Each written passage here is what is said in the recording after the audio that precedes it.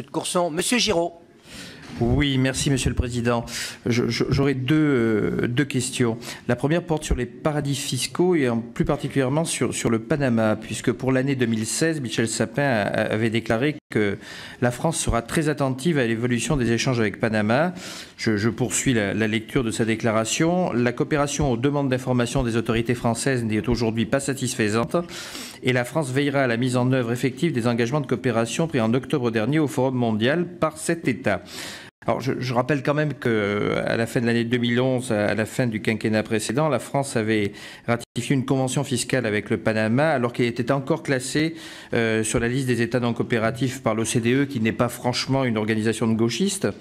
La ratification de la convention qui avait été promise à l'ancien président de la République, Ricardo Martinelli, qui était un homme d'affaires particulier, on va dire, avait permis à cet État de sortir de notre liste des paradis fiscaux, alors que la législation interne n'en relevait pas tout à fait, c'est le moins qu'on puisse dire. Alors moi, ce que je voudrais savoir, c'est pourquoi la France a attendu avril 2016 pour remettre Panama dans la liste des États non coopératifs.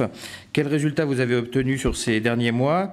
Et j'aimerais bien que ne se reproduise pas ce qui s'est produit avec Jersey et les Bermudes, à savoir le retrait de la liste après seulement 6 mois, ce qui ne me semble pas être de nature à évaluer de façon sérieuse les progrès effectués par ces juridictions ou de tester la coopération. Donc je n'aimerais pas qu'on se retrouve en situation de ressortie de la liste du Panama en 2017. Alors je le pose d'autant plus cette question que le Panama figure sur la liste des 30 États de l'Union européenne, la liste Moscovici, alors que je vous rappelle, la France n'en contient que 8, alors que les deux listes se basent sur les mêmes évaluations. Ma deuxième question est différente, elle est relative à vous le savez, à la prise en compte de ce que j'appelle notre effort de guerre au sein de l'Union européenne. Bon, je ne reviendrai pas sur la différence qui existe entre le satisfecit du Haut Conseil des finances publiques et d'autres hypothèses.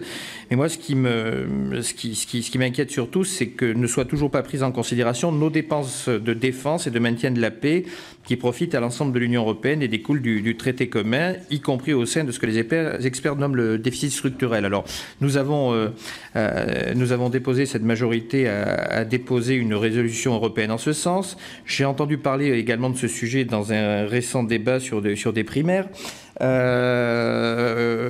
en sont vraiment les négociations qui devaient être ouvertes en 2015 au Conseil, et le gouvernement maintient-il cette pression à Bruxelles sur le sujet ou a-t-il lâché prise? Merci.